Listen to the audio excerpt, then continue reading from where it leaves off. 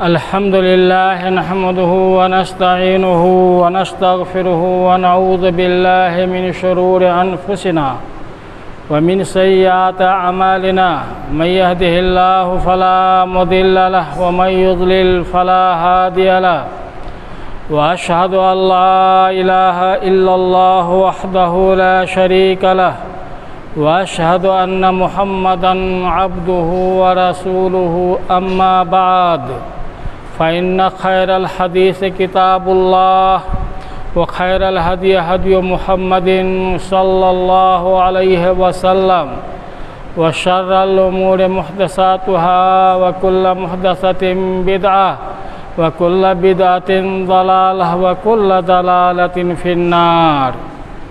या अय्युहल्लज़ीना आमनुत्तक़ुल्लाहा हक़्क़ तुक़ातिहि व ला तमूतुन्ना इल्ला व अंतुम मुस्लिमून। या अय्युहन्नासुत्तक़ू रब्बकुमुल्लज़ी ख़लक़कुम मिन नफ़्सिन वाहिदतिन व ख़लक़ मिनहा ज़ौजहा व बस्स मिनहुमा रिजालन कसीरन व निसाअ वत्तक़ुल्लाहल्लज़ी तसाअलून बिही वल अरहाम इन्नल्लाह कान अलैकुम रक़ीबा।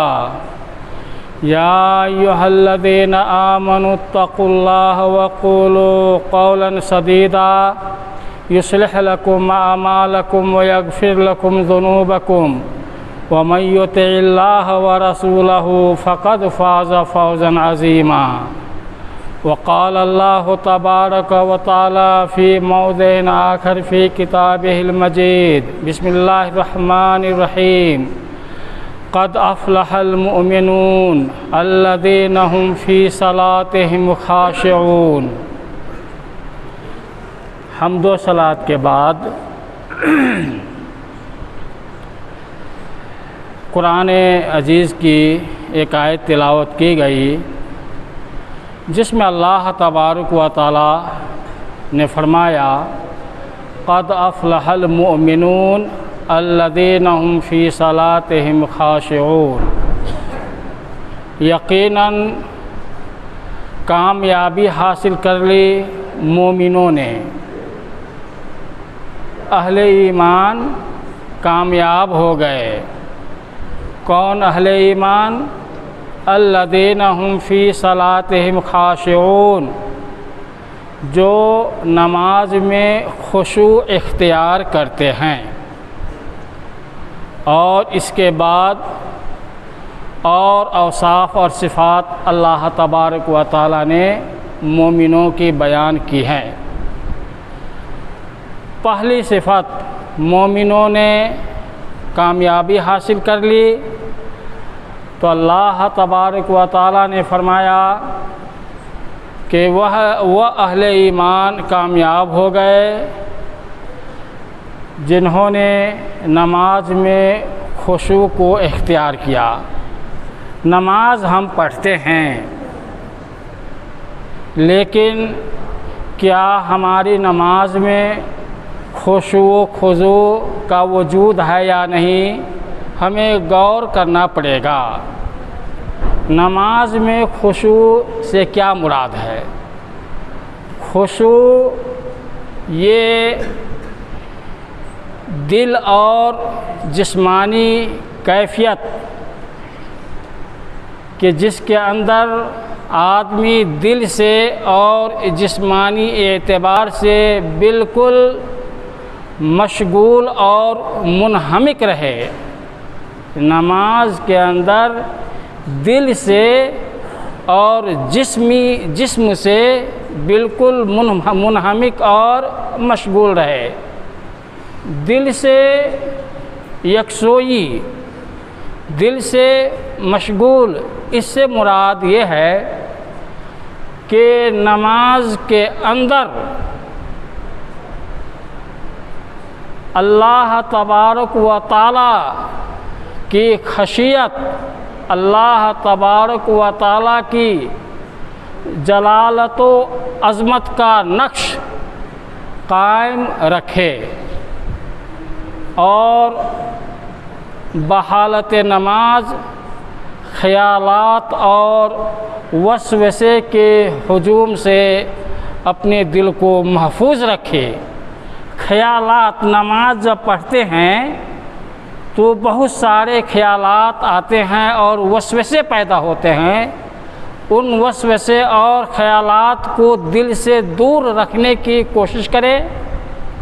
अल्लाह ताला की जलालत और अज़मत के नक्श को अपने दिल के ऊपर बैठाए और जिस्मानी तौर पे खुशू, जिस्मानी यकसूई यह है कि जब आदमी नमाज में दाखिल हो जाए तो नमाज की हालत में इधर उधर दाएं बाएं नज़र न करे, न देखे, खेल कूद न करे, अपनी दाढ़ी, अपने बालों और अपने कपड़ों के बनाने और संवारने में और ठीक करने में लगा न रहे, बल्कि जिस्मानी और क़ल्बी एतबार से नमाज की हालत में आदमी इस तरह खशियत और खौफ, इस जो इनकिसारी की कैफियत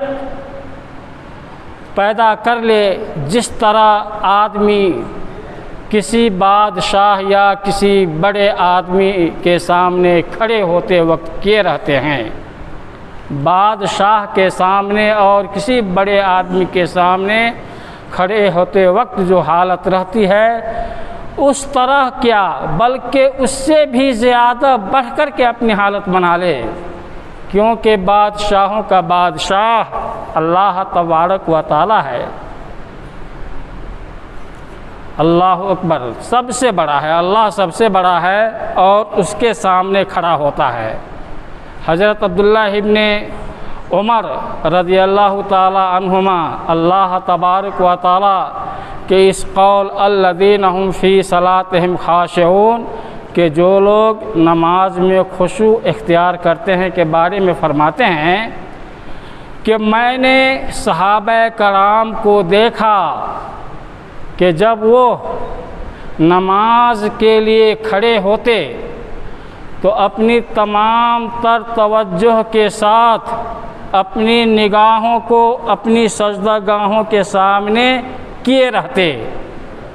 नमाज की हालत में सहाबा कराम का मामूल क्या था कि सजदागाह, सजदे की जगह पे अपनी नज़र को टिकाए रखते थे और उन्हें बखूबी यह बात मालूम थी और यह यकीन था कि अल्लाह तबारक व ताला उनकी तरफ मतवज्जा है। अल्लाह तबारक व ताला दिल से लेकर उनके ज़ाहिरी हरकत व सकनात को बिल्कुल देख रहा है, मतवज्जा है। इसलिए वह लोग नमाज की हालत में दाएं और बाएं तवज्जो नहीं करते थे।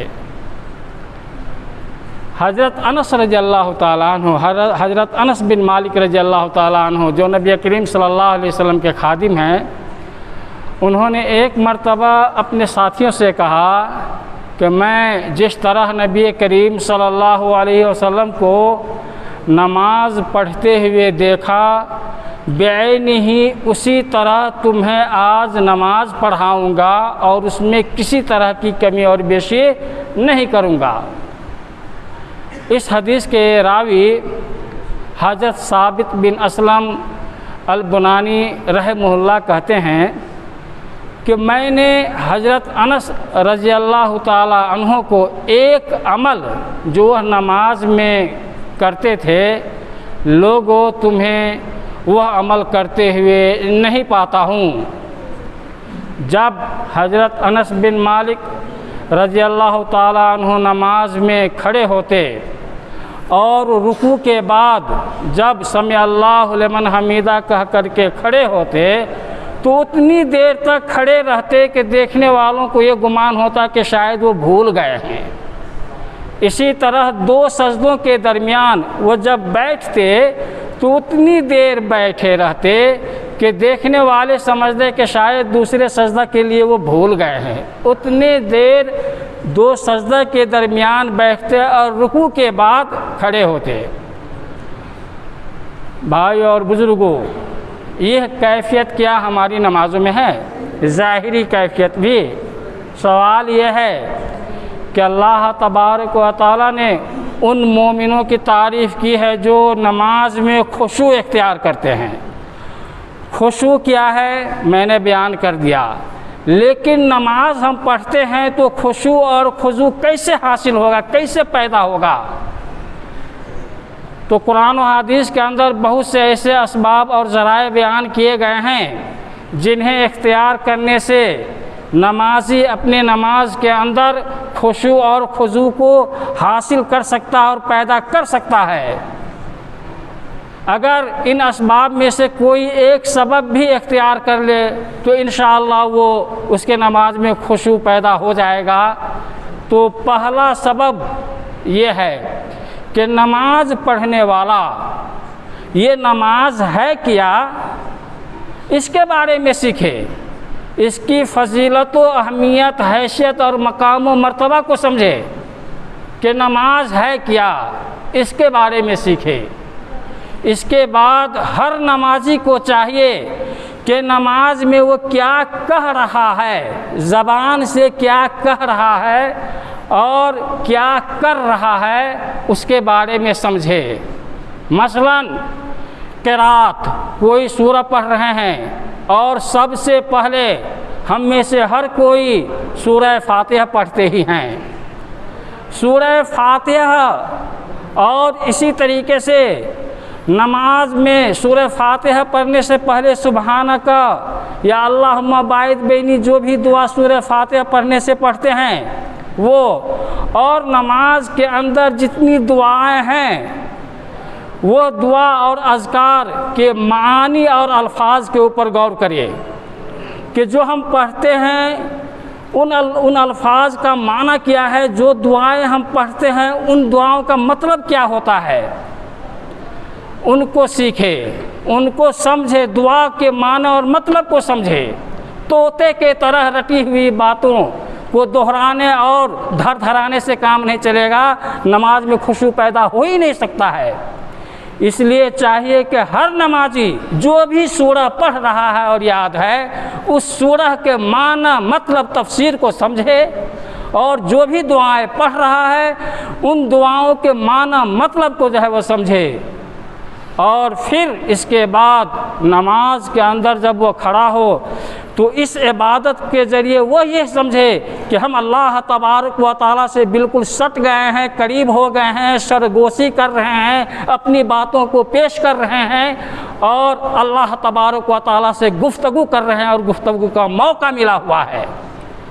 नमाज ही वो इबादत है कि आदमी अल्लाह तबारक व तआला से करीब तर हो जाता है और अपनी दुआ और मतलब और ज़रूरियात को अल्लाह के सामने पेश करता रहता है। इस तसव्वुर को कायम करे और इसी को हदीस जिब्रील के अंदर जब हज़रत जिब्राइल अलैहिस्सलातु वस्सलाम ने पूछा था कि एहसान क्या है, तो नबी करीम सल्लल्लाहु अलैहि वसल्लम ने फरमाया कि एहसान यानी इखलास ये है कि अल्लाह की बंदगी, अल्लाह की इबादत इस तरह करो गोया कि तुम देख रहे हो, अल्लाह को देख रहे हो। अगर ये कैफियत पैदा नहीं होती है तो यह यकीन रखो कि अल्लाह तुझे इस इबादत के अंदर तुम्हें देख रहा है। तो जब हम नमाज पढ़ते हैं तो गोया कि अल्लाह को तो हम नहीं देखते और तसव्वुर भी नहीं कर सकते हैं हम में से हर कोई, लेकिन यह यकीन रखना पड़ेगा कि जो हम नमाज पढ़ रहे हैं तो अल्लाह तबारक व तआला हमारे दिलों के अंदर और हमारे ज़बान पे और हमारे आज़ा के अंदर जो कुछ जाहिर हो रहा है वो सब कुछ अल्लाह देख रहा है, बिल्कुल देख रहा है।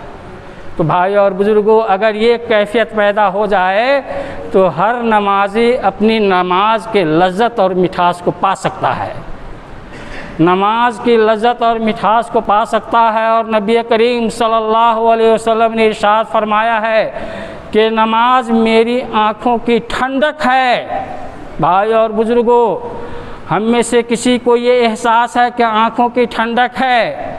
यकीनन हम में से हर कोई समझता है कि हमारी औलाद, हमारे बेटे हमारे आँखों की ठंडक है, हमारे माल और दौलत हमारी आँखों की ठंडक है, लेकिन हम में से हर कोई, किसी को ये पता नहीं है कि नमाज से भी आँखों की ठंडक मिलती है। अगर कोई शख्स खुशू और खुजू के साथ नमाज़ पढ़ना शुरू कर दे तो यकीनन हकीकी तौर पे नमाज की वजह से उनकी आँखों में ठंडक होगी, बल्कि उनकी आँखों की रोशनी भी बढ़ती रहेगी। भाई और बुज़ुर्गों, नबी करीम सल्लल्लाहु अलैहि वसल्लम ने फरमाया है, वो जुइलत कुर्रतु ऐनी फी सलात, कि नमाज मेरी आँखों की ठंडक है। अल्लाह ताला ने नमाज को मेरी आँखों की ठंडक बना दिया है। तो ये कैफियत पैदा हो जाए। इसी तरीके से दूसरा सबब जिससे आदमी खुशू और खुजू नमाज के अंदर पैदा कर सकता है और हासिल कर सकता है, वह यह है कि जब हम नमाज पढ़ना शुरू करें तो जल्दी जल्दी ना पढ़ें, इत्मीनान और सुकून से। दुनिया के अंदर हर काम तो इत्मीनान और सुकून से करते हैं, लेकिन जितना इत्मीनान और सुकून पैदा कर सकें नमाज के अंदर पैदा करने की कोशिश कीजिए।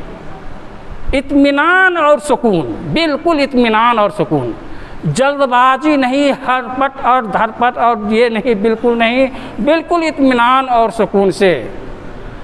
अगर कोई शख्स नमाज के अंदर जल्दबाजी करता है, क़याम किया, रुकू गया, फिर रुकू के बाद समी अल्लाहु लिमन हमीदा के बाद क़याम अधाई किया, झटपट किया, चोंच इस तरीके से सजदा किया और वो आधी ही उठा और फिर किया, तो याद रखिए कि जिसने नमाज के अंदर जल्दबाजी की और जल्दी जल्दी नमाज पढ़ा, उसकी नमाज बातिल है, उसको नमाज ही नहीं होती है।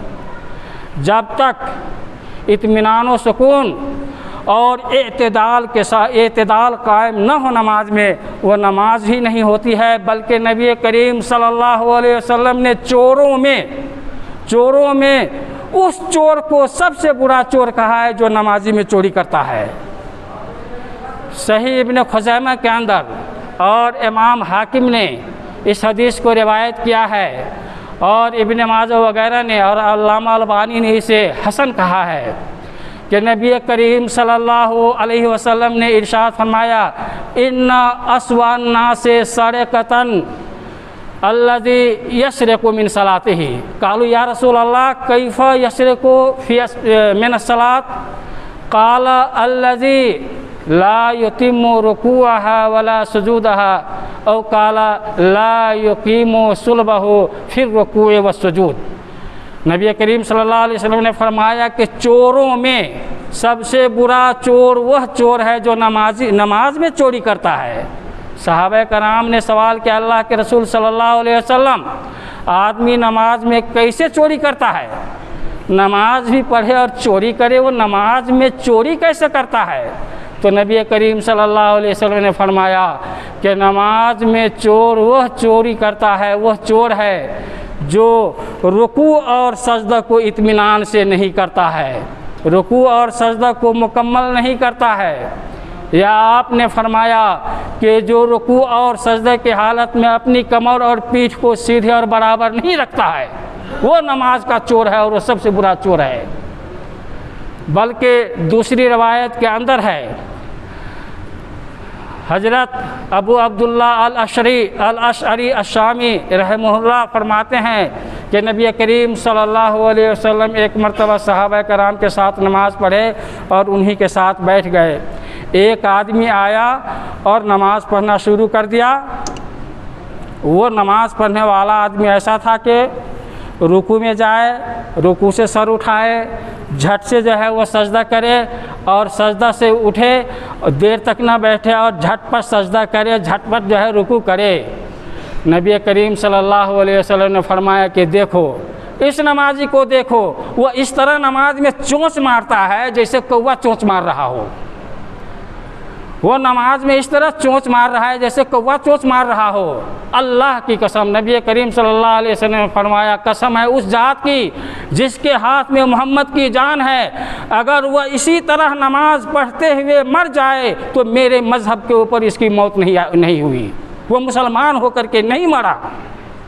और आपने फरमाया कि जो आदमी नमाज के अंदर कौवे की तरह चोंच मारता है, तेज़ी से सजदा करता है और इत्मीनान से नहीं बैठता है तो उस आदमी की तरह है कि सख्त भूख और प्यास के आलम में हो, बहुत भूखा हो और पेट भरने के लिए सिर्फ 1 या 2 खजूर खाता हो कि उस 1 और 2 खजूर से उसका पेट ही नहीं भरेगा। तो जो आदमी जल्दी जल्दी रुकू और सजदा करता है और नमाज़ पढ़ के भागने की कोशिश करता है तो नबी करीम सल्लल्लाहु अलैहि वसल्लम ने फरमाया कि उस आदमी के नमाज की कोई हैसियत नहीं है। भाई और बुज़ुर्गों, तो इससे मालूम हुआ कि नमाज में हम जल्दबाजी ना करें, इत्मीनान और सुकून को इख्तियार कर और इत्मीनान से नमाज़ पढ़ें। इसी तरीके से तीसरा सबब मैं बयान करता हूँ, वक्त भी ख़त्म होने वाला है और बाकी इंशाअल्लाह बयान करूँगा आइंदा जुम्मे में। तीसरा सबब यह है कि आदमी जब नमाज में दाखिल हो तो नमाज में मौत को याद रखे, मौत को, कि हो सकता है कि ये मेरी आखिरी नमाज है, इस नमाज के बाद दूसरी नमाज पढ़ने का मौका ना मिले।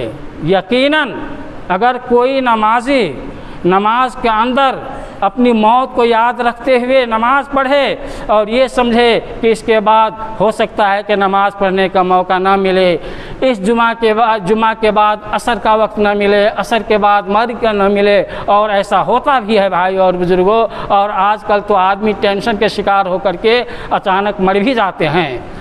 तो आदमी को बहालत नमाज मौत को याद रखना चाहिए। हज़रत अबू अय्यूब अंसारी रज़ी अल्लाह ताला अन्हु से रवायत है कि एक शख्स नबी करीम सल्लल्लाहु अलैहि वसल्लम के पास आए और अर्ज़ किया, अल्लाह के रसूल सल्लल्लाहु अलैहि वसल्लम अल्लिमनी व औजिज़, कि मुझे मुख्तसर बात कह करके सिखा दीजिए जिससे मैं कामयाब हो जाऊँ, मुझे तालीम दीजिए, बहुत ही मुख्तसर तालीम और कामयाब तालीम।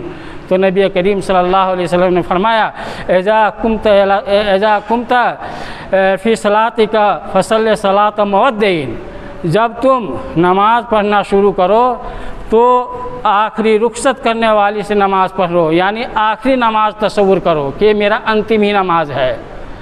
वैजा तकल्लम बेकलाम वला तकल्लम बेकलामिन तातज़िर मिन्हु, और ऐसी गुफ्तगू और ऐसी बात ना कहो कि इसके बाद तुम्हें माजरत पेश करना पड़े कि हाँ ये गलती से बोला गया है, बल्कि जांच तौल करके सही गुफ्तगू करो, बोलने के बाद उज़्र ना तलाश करो। वह अजमे इलियास अम्मा फ़ी नास, और लोगों के पास जो माल और दौलत और नेमतें पड़ी हुई हैं उनसे तुम हमेशा नाउमीद मायूस रहो और नाउमीद रहो, अल्लाह से उम्मीद लटकाए रखो। लोगों के पास क्या है क्या नहीं है इससे बिल्कुल बेपरवाह रहो और लोगों और इंसानों से उम्मीदें लगाए न रखो। तो इस हदीस से मालूम हुआ कि खुशू और खुजू पैदा करने की कैफियत यह है कि आदमी नमाज के अंदर मौत को याद रखे, नमाज पढ़े तो आखिरी नमाज तस्वुर करते हुए पढ़े। वक्त ख़त्म हो गया है भाई और बुज़ुर्गों। इंशाअल्लाह नमाज के अंदर कैसे खुशू और खुजू पैदा किया जा सकता है और हमारी नमाज कैसे कामयाब नमाज हो सकती है, इस ताल्लुक़ से आइंदा जुम्मों को मैं बयान करने की कोशिश करूँगा। अल्लाह तबारक व तआला से दुआ है कि अल्लाह ताला हमारी हर तरह की कमियों और कोताहियों को माफ़ फरमाए, हमारे गुनाहों को माफ़ फरमाए, हमारी नेकियों को कबूल फरमाए। व सल्लल्लाहु वसल्लम व बारक अला नबीना मुहम्मदिन व अला आलिहि व सहबी अजमईन।